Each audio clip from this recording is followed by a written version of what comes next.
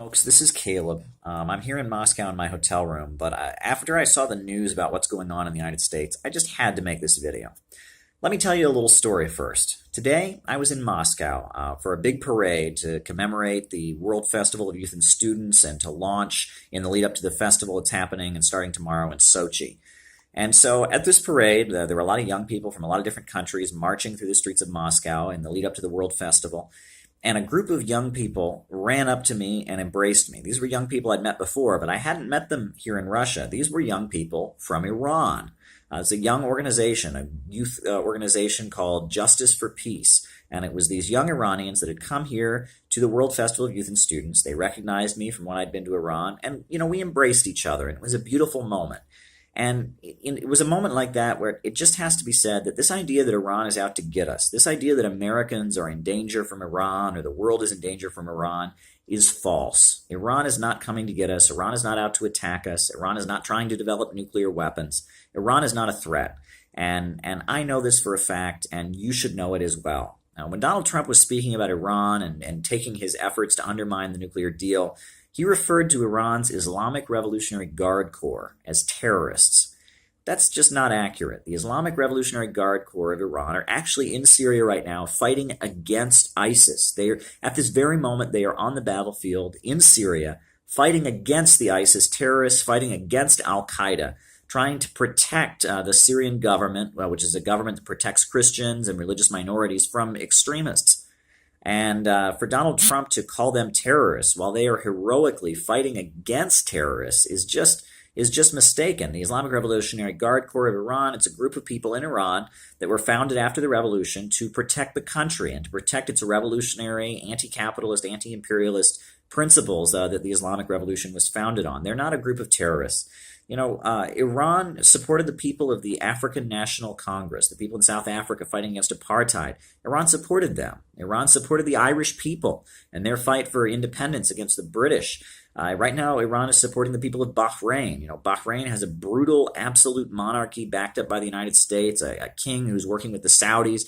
It's backed up by the USA. There's military bases there. We're fine with this government in Bahrain that beheads people and tortures people and murders people.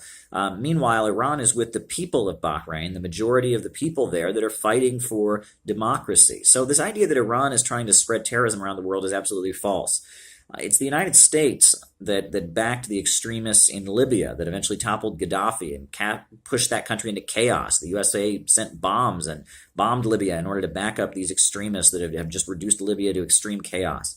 The United States backed extremists in Syria. We've been backing these extremists and these rebels that are fighting against the internationally recognized government.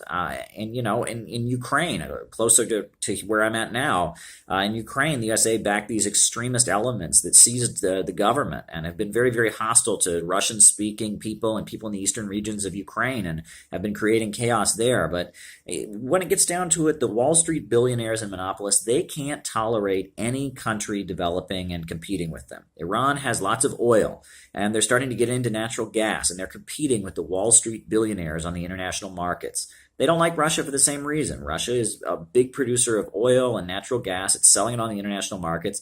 They can't stand it. They don't want any competitors. They want a global monopoly. They want everyone to be buying from them only. That's what the billionaires and the bankers on Wall Street want. And they can't tolerate any competitors. And when a country asserts its independence and starts to develop and raise itself up from poverty and build its own industries and utilize its own natural resources, that's when they get attacked. The USA is hostile to China, not because China is out to get the United States. China is very friendly to the United States, but the USA can't stand that they're selling steel all over the world and copper and aluminum all over the world. The billionaires and the bankers in the United States, they want a monopoly. They don't want any competitors. They want the world to be poor and underdeveloped so that everyone has to buy from them. And when it gets down to it, not only are they trying to keep people poor around the world, they've made a lot of the United States poor. I'm from Ohio. Our state has been deindustrialized. I live in New York now, and like most people from my state, you can't live there. I mean, the unemployment is crazy. Young people can't find a future now that it's been deindustrialized. I mean, the state has just been wrecked by heroin and the opioid crisis. This is the future that the billionaires and monopolists have. I'm an American. I consider myself to be patriotic, but these billionaires and these monopolists who run our government, they're not patriotic to the United States. They're not loyal to the American people. They only want their profits. So the idea that Iran or Russia or China or any of these independent countries are our enemies, that's pure propaganda. And we, the people of the United States, ought to embrace the people of the world as we struggle to develop and build peace and international cooperation and friendship. So what Donald Trump is saying right now about Iran,